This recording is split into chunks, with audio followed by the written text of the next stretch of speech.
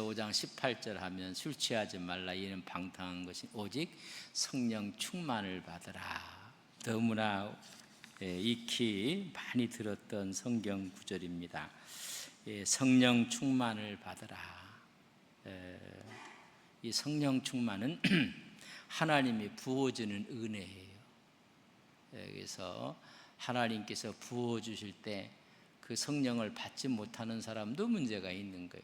근데 내가 막 한다고 해서 하는 것이 아니라 때가 있어요. 하나님이 성령을 부어주실 때, 성령의 역사가 임할 때 여러분 우리가 이 충만을 계속해서 받으라, 그런 이야기입니다.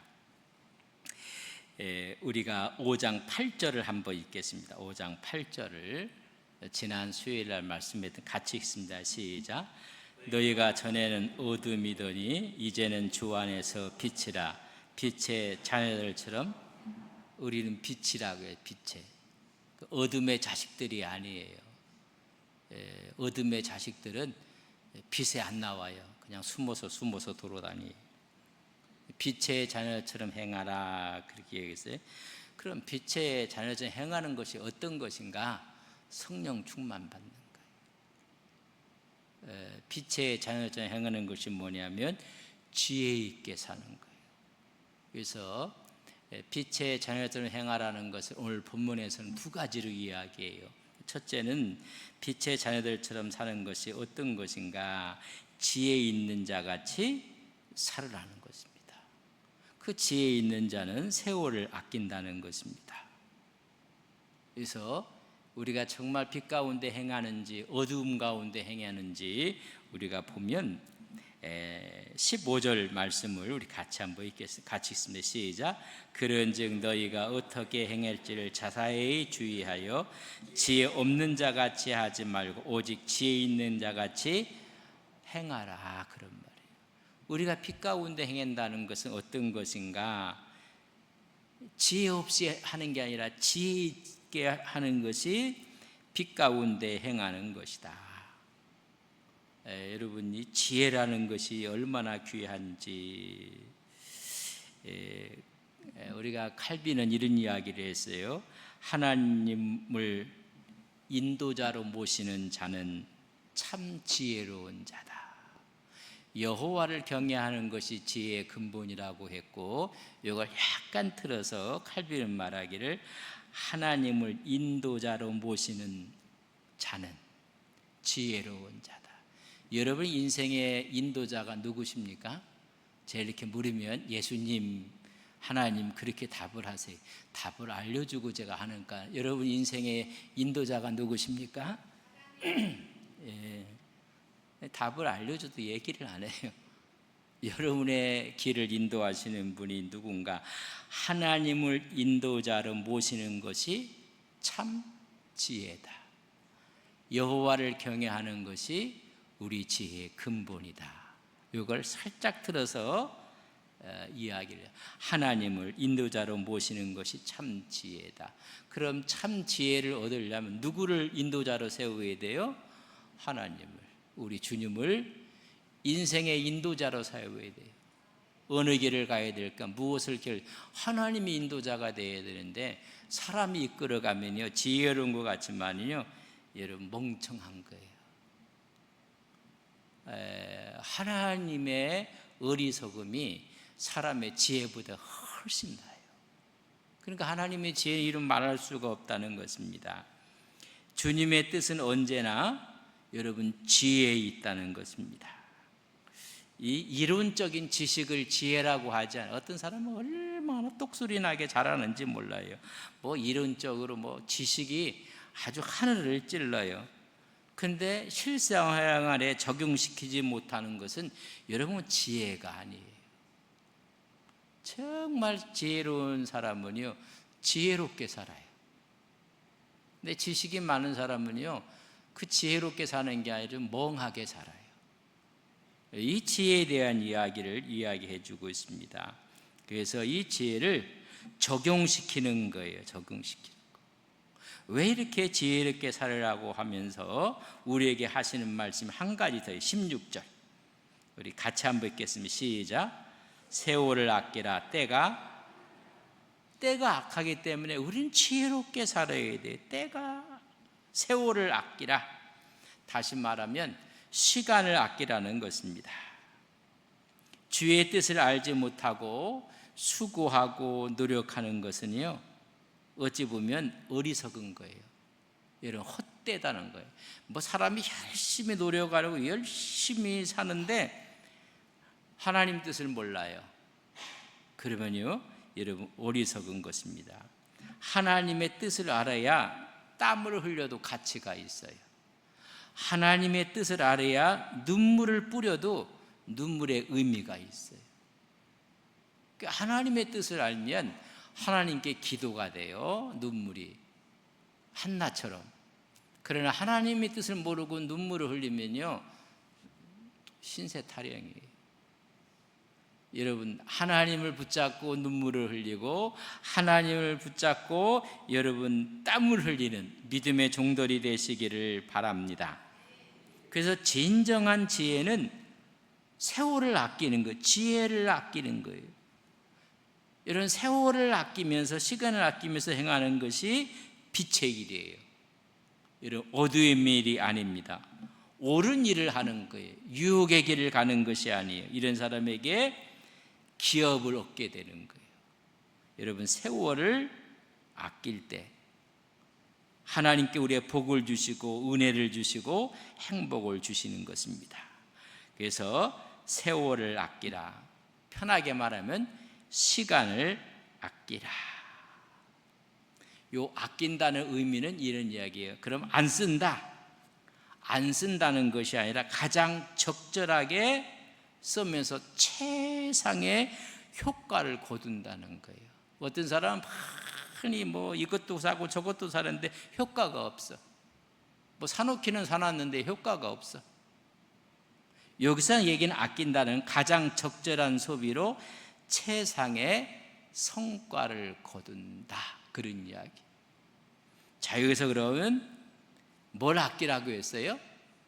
세월과 시간을 아끼라고 했고 돈을 아끼라고 하지 않았어요.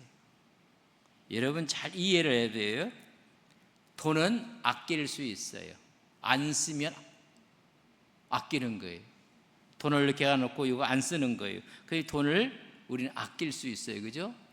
시간을 안 쓰면 시간을 그럼 붙잡아 둘 수 있나요? 없나요?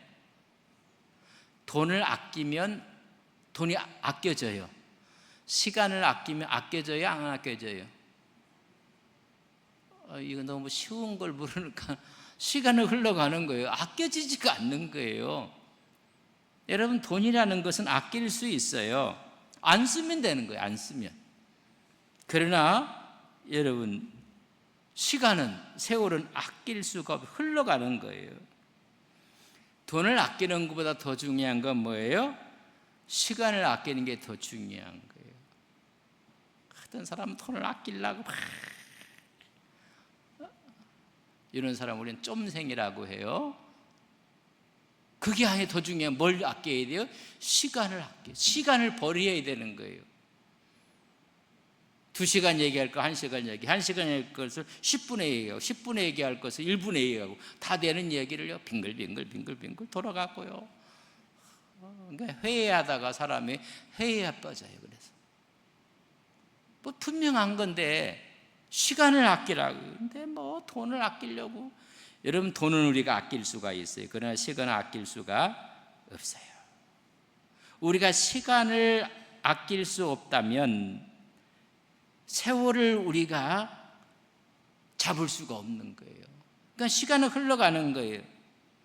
쓸 수 있는 세월이 없어지는 거예요. 아끼지 않으면 주님을 섬길 수 있는 시간도 없어지는 거예요. 기회 있을 때, 그래서 그런 얘기, 옆 사람에게 있을 때 잘해. 시작. 언제 잘하라고요? 있을 때 잘하세요. 있을 때. 뭐 지나고 차 떠난 후에 뭐 아이고 내가 이렇게 할 걸.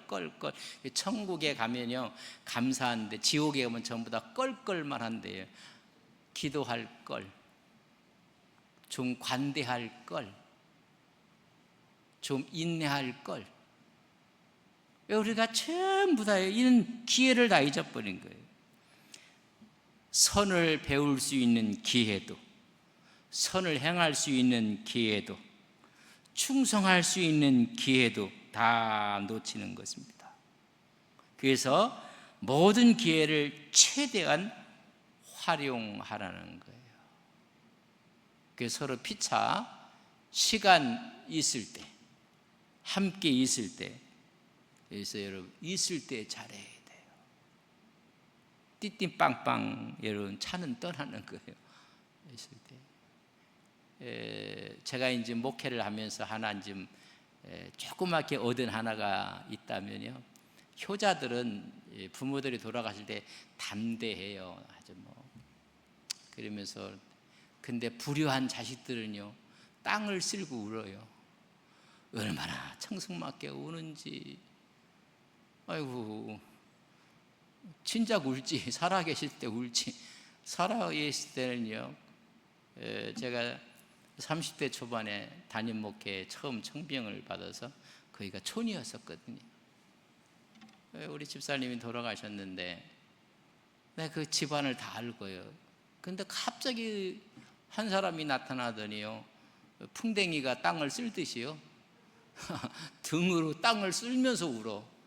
하도 난 궁금해서 누구냐고 했더니 그 아들 하나가, 몇 중에 하나가 있는데 아주 망나니 중에 그런 망나니였대요. 돌아가셨다는 건 돌아온 거야. 딴 사람이 보면 그 자식이 최고 효자인 줄 알아. 옆 사람은 있을 때 잘하세요. 시작. 있을 때도 잘 안 하려고 좀. 우리가 함께 할 때, 그 시간을 아끼라는 이야기가 그런 의미예요. 왜 그렇게 하는가? 16절 보면 세월을 아끼라. 때가 악해요. 너무 때가 악하다는 것입니다. 요새 봤더니 생일 잔치를 차려준 자식을 총으로 쏘지를 않나? 부모가 자식을, 자식이 부모를, 이 너무 악한 거예요. 혹시 기억을 잘하는지 모르겠어요. 야인 시대 아세요? 흘러간 신하손이 나오고 이렇게 김두한 나오고, 김두한이가 안동 김씨인 거 아시죠? 김차진 장군이 청산리 전투에서 대승을 했던 안동 김씨입니다. 오늘 안동 김씨들은요 허리 펴고 앉아도 돼요. 인정의 일제 때에 종로를 지키는 정말 야인이죠, 그죠? 그러면서 해방이 되고 그런 사이에 그 신하손이가 하는 말이 있어요. 재미나요. 주목도 낭만이 있었는데 낭만이 없어졌다고. 그 낭만은 뭐냐면, 그러니까 갑자기 총을 꺼내가지고 쏘고 막 하니까는 낭만이 다 없어졌다는 거예요. 오늘 이 시대도 그래요. 젊은이들이 낭만이 없어요. 대학을 가도 제 상아탁 속에서 낭만이 없고, 친구의 우정관계도 여러분 낭만이 없어요. 서로가 경쟁자예요. 친구 사이에도 마찬가지예요. 모든 것들이 여러분 낭만이 있는 시대는 지나갔어요. 때가 악해져 가고 있는 거예요. 때가. 그래서 하이네처럼 그냥 달려들고 전부 다 경쟁자로 삼고, 성서가 이미 말했어요. 때가 어떻다고? 악해져 가요. 악해져. 그렇기 때문에 지혜롭게. 17절에 그래서 때가, 17절 같이 한번 읽겠습니다. 시작. 그러므로 어리석은 자가 되지 말고 오직 주의 뜻이 무엇인지, 어리석은 자가 되지 마라. 우리는 뭔가 하는데 지혜롭다고 하는데 어리석기 짝이 없어요. 여러분 결과물을 보면 결과가 안 좋아요. 그리고 어리석게 결정하고 어리석게 하고 어리석게 이야기한 거예요. 어리석은 자는 지혜 없는 자보다 더 나쁜 거예요. 그래서 모든 걸 그리치는 거예요. 그래서 기본적인 지혜의 부족을 뛰어넘어 도덕적으로도 아주 우둔한 사람들을 어리석은 자라고 해요. 윤리적으로 도덕적으로 아주 그 격이 낮은 사람들, 그래서 뭐겠어요? 어리석은 자가 되지 말 주의 뜻이 무엇인지 뭐 해라? 이해하라. 요 이해하라는 원어의 뜻이 정말 이런 멋진 뜻이에요. 이해하라는 얘기는 이런 걸 이렇게 놓고요, 이렇게 논다는 얘기. 이렇게 여기 같이 이렇게 논다는 거. 같이 놓으면 요 차별이 나타나잖아요. 이해하기 위해서는 같이 놓아보라는 거예요. 같이 놓다. 같이 놓아서 이것과 이것이 다르다, 이것과 이것을 깨닫는 것을 이해한다, 그런 뜻입니다. 우리가 이해하려면 지혜가 있어야 돼요. 그래서 내 생각과 그 대상을 같이 놓고 이렇게 놓고 이해하라는 거예요. 이것 따로가 아니라, 그러면 이걸 갖다 놓고 이걸 갖다 놓고 그리고 깨달으라는 거예요.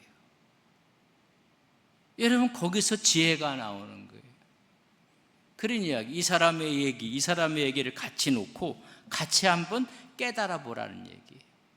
다시 말하면 이해한다, 우리가 언더스탠딩이라고 이렇게 해요. 언더는 밑에야.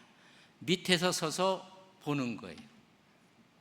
위에서 꼬나보는 게 아니라 밑에서 그걸 이해하는 거예요. 그 사람 밑에서 서보는 거예요. 그 사람 처지에서, 그 사람 입장에서 같이 놓고, 이렇게 같이 놓고 깨닫는 것이 이해하는 거예요. 우리는 같이 놓고 이해를 못하니까 우리는 정치는 너무나 그냥 힘들어요. 같이 놓고 이야기를 하는 게 아니에요.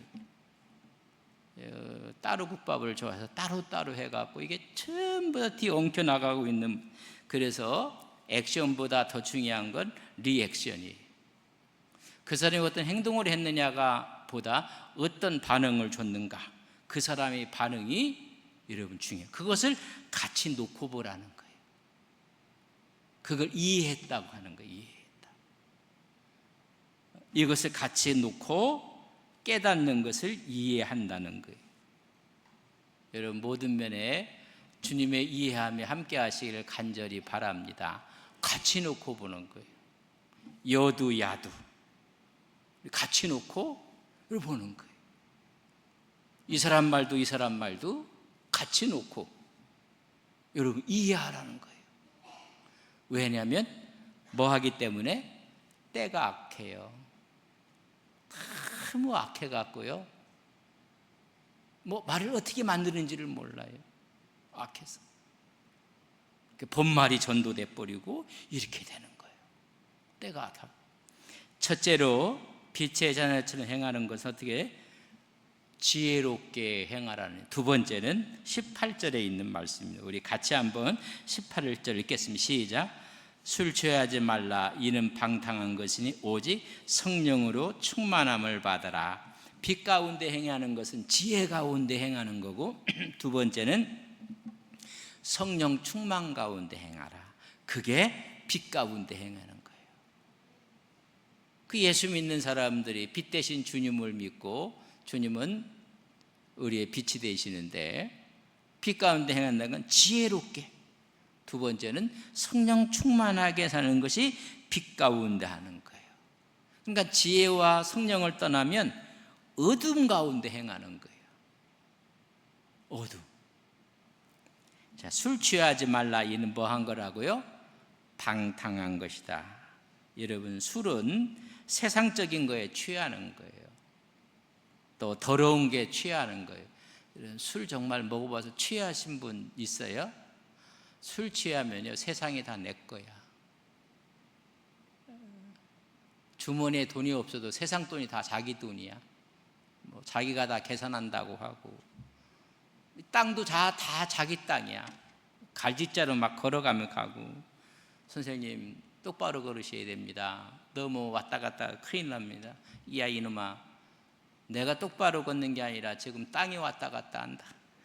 전부 다 자기 주장으로, 자기 것으로만 생각하는 거예요. 땅이 왔다 갔다 하지 왜 내가 왔다 갔다 하느냐. 술 취하면요, 무서운 것도 없어요. 술 취하면요, 보이는 것도 없어요. 성령에 취해도요, 세상이 무섭지가 않아요. 여러분, 현상이 비슷해요. 현상. 술에 취하면 여러분 어떤 고통이 와도요 고통이 아닌 것처럼 느끼. 성령이 취하면요 어떤 고난이 와도요 할렐루야 다 이겨요.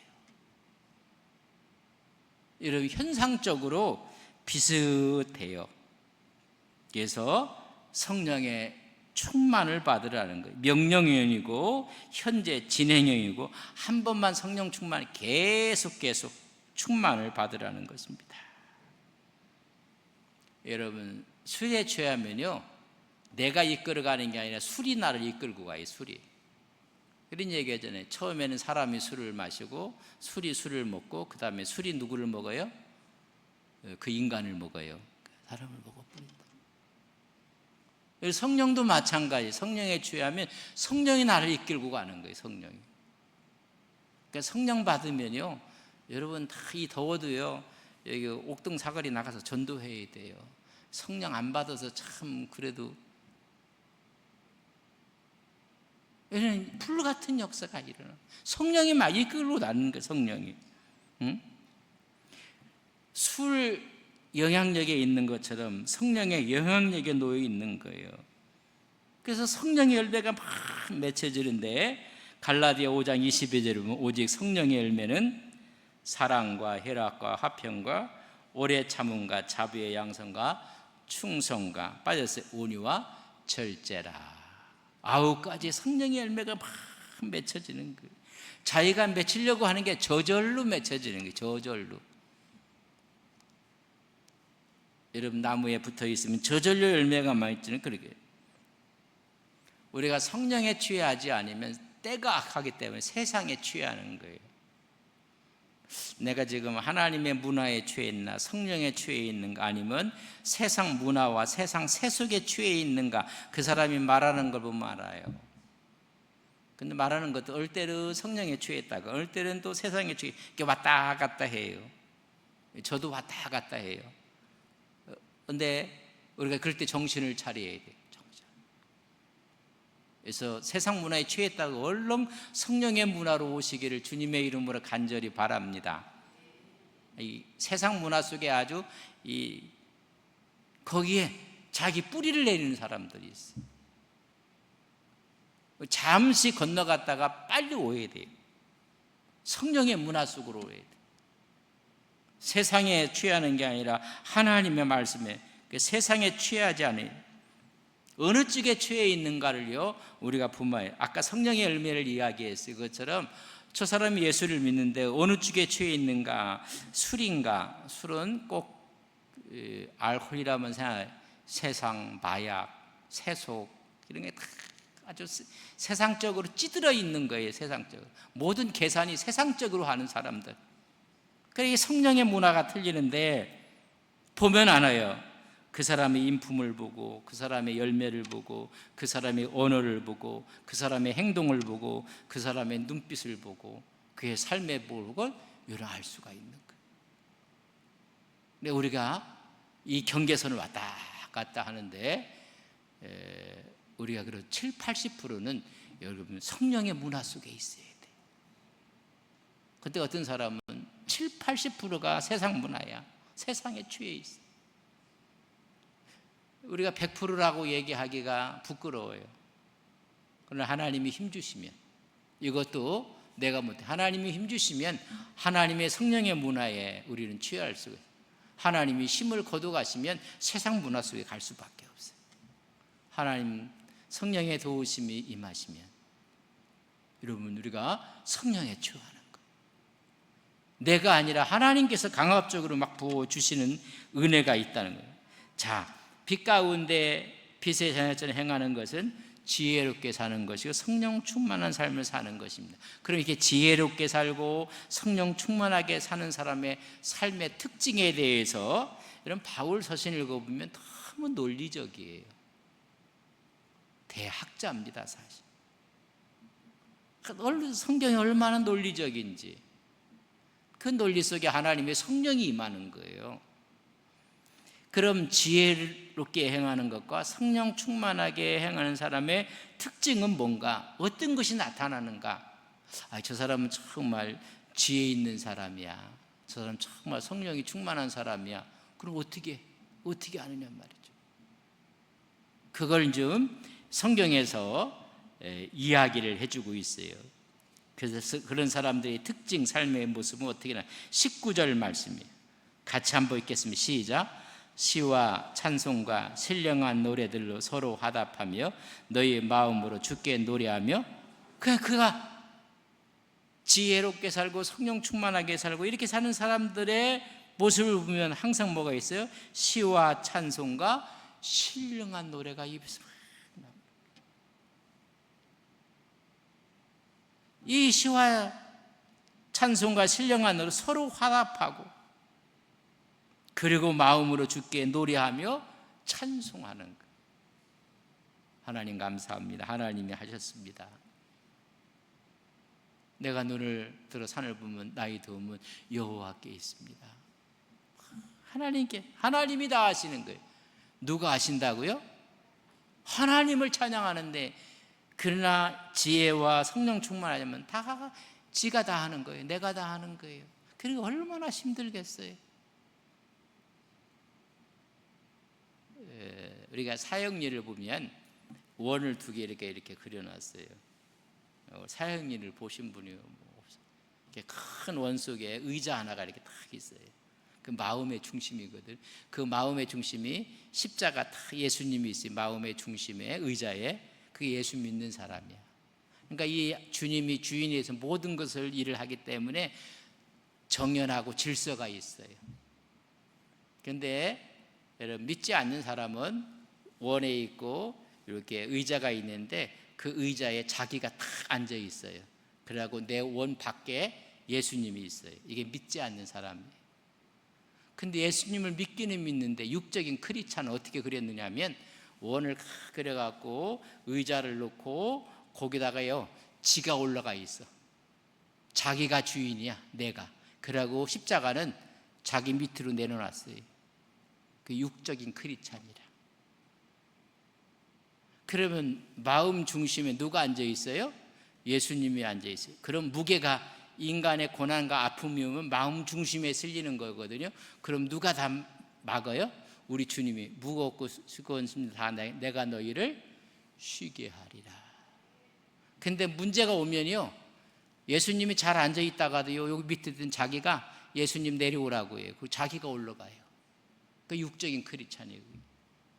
여러분, 지혜로운 사람은요, 우리가 거기 앉아 있다가도 어떤 문제가 생기면 내가 얼른 내려오고, 우리 주님 알아서 하세요. 수고하고 무거운 짐진 자 다 내게로 오라. 내가 너희를 쉬게 하리라.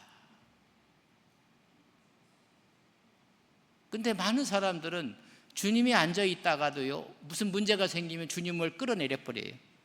주님 거기 있지 말고 내려오시라고 확 내려놓고 지가 올라가고 지가 대장을 해요. 이걸 말하면 육적인 크리스찬이라고 해요. 지혜로운 사람은요, 문제가 생기면 주님을 빨리 올려보내야 돼요. 주님이 주인이, 내 인생의 주인이니까 주님이 알아서 하십시오. 그러면 여러분, 우리가 마음에 쉼을 얻는 거예요. 여러분, 인생의 주인의 왕자의 자리에 예수님이 앉아 있는 것을 믿습니다. 잘 앉아있는 예수님을 우리가 문제가 생기면 또 끄집어 내려요. 또 넌 예수님 내려오시라고, 내가 가서 하겠다고. 마음의 중심에 누가 있는가? 성령으로 우리가 충만을 하고 지혜가 있다는 건 마음 중심에 주님이 계신. 그러니까 뭐가 나와요? 어떠한 상황 가운데 시와 찬미와 신령한 노래가 서로 화답하고 마음으로 주께 찬양을 하는 거예요. 하나님께 찬양을 드리는 거예요. 시편에 있는 이야기는 다 그런 이야기예요. 여러분, 술에 취하면요, 조용했던 사람들 노래 불러요. 여러분, 성령에 취하면요, 하나님을 찬양해요. 20절 말씀, 지혜와 성령이 충만한 자의 두 번째 특징은 20절에 같이 읽습니다. 시작. 범사에 우리 주 예수 그리스도의 이름으로 항상 하나님 뭐예요? 그냥 감사하는 거예요. 하나님에도 감사, 저래도 감사. 우리가 불평할 수도 있어요. 그러나 주의 영이 오면 하나님 감사합니다. 항상 하나님 감사하는 거예요. 여러분, 우리가 왜 감사하는 거예요? 감사 이유가 무엇인가? 모든 것을 주님이 인도하신다는 마음 중심에 주님이 있기 때문에 그 주님이 인도하신다는 거예요. 어떠한 고난도, 어떠한 아픔도, 어떠한 사건도 하나님이 축복으로 만드신다는 것입니다. 우리가 로마서 8장 28절을 같이 읽겠습니다. 시작. 사랑하는 자, 거의 때로 부르심을 입은 자들의 모든 것이 합력하여 우리가 알거니와. 내가 알고 당신이야. 우리가 하나님을 사랑하는 자, 그 끝대로 부르심을 입은 자들에게는 어떤 것도 다 합력하여 뭐를 이룬다고요? 저걸 거꾸로 읽어보세요. 우리가 알거니와 하나님을 거꾸로 읽어보세요. 뭐예요? 우리가 알고 하나님을 사랑하지 않는 자, 그의 뜻대로 부르심을 받지 않는 자는 모든 것이 합력하여 뭘 이루겠어요? 악을 이루는 거예요. 우리 예수 믿는 사람이요, 모든 것이 합력하여 서로 이루는 거예요. 요셉을 보세요. 모두가 악. 그러나 마지막에 합력해서 뭘 이루어요? 선을 이루시는 거예요. 하나님을 사랑하지 않고 그의 뜻대로 부르심을 받지 않는 사울은 모든 것이 합력하여 마지막 비참하게 죽어요. 비참하게 죽어요. 하나님을 사랑하는 자, 그 뜻대로 부르심을 입은 자들에게는 모든 것이 합력하여 선을. 그렇기 때문에 감사하는 거예요. 하나님 감사합니다. 이 또한 지나갈 것이고 이것이 변화의 하나님의 축복이 될 것입니다. 감사하는 거예요. 자, 그 다음에는 에베소 5장 21절 우리 같이 한번 읽겠습니다. 시작. 그리스도를 경외함으로 피차. 여러분, 성령에 충만하고 지혜 있는 사람들의 보면 그리스도를 경외하면 피차 뭐예요? 순종하고 복종하고. 여러분, 누가 누구를 다스리고 지배하려고 하지 않고 서로가 서로의 종이 되고 섬기려고 한다는 모습을 피차 복종한다. 화답하고 피차 섬기는 일을 하는 거예요. 성령 충만을 받으라는 이 말씀 가운데 빛의 자녀들은 성령 충만한 가운데 행하고 지혜롭게, 이런 사람들은 다 기쁨이 넘쳐요. 그래서 성령 충만한 역사가 서로가 복종하고 서로가 섬겨요. 기쁨이 넘치는 거예요. 여러분 보세요. 우리가 사도행전 16장 26절을 한번 같이 읽습니다. 시작. 한밤중에 바울과 실라가 기도하고 하나님을 찬송하며 실컷 얻어맞고 터지고, 그리고 착고에 차여 갖고 있는데 그 옥중에 들어가서 내가 주님 때문에 내가 얻어맞았다고 하고, 내가 주님의 일을 위해서 내가 이게 내 팔자가 왜 또 이렇게 되느냐고 한탄하는 게 아니라, 그는 얻어맞고 터지고 그 밤중에 뭐를 해요?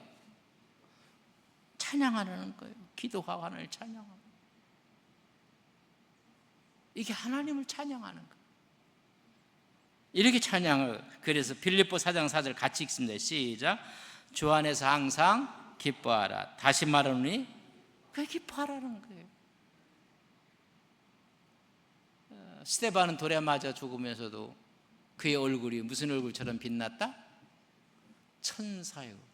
오히려 돌을 던지는 자들의 모습이 악마의 모습이고, 돌을 맞은 스데반은 천사의 모습으로 기뻐하는 거예요. 감사가 넘치는 삶, 기쁨이 넘치는 삶. 이게 어떻게 가능할까? 하나님이 함께 하시면 가능할 줄 믿습니다. 하나님의 관점으로 해석을 하면 가능합니다.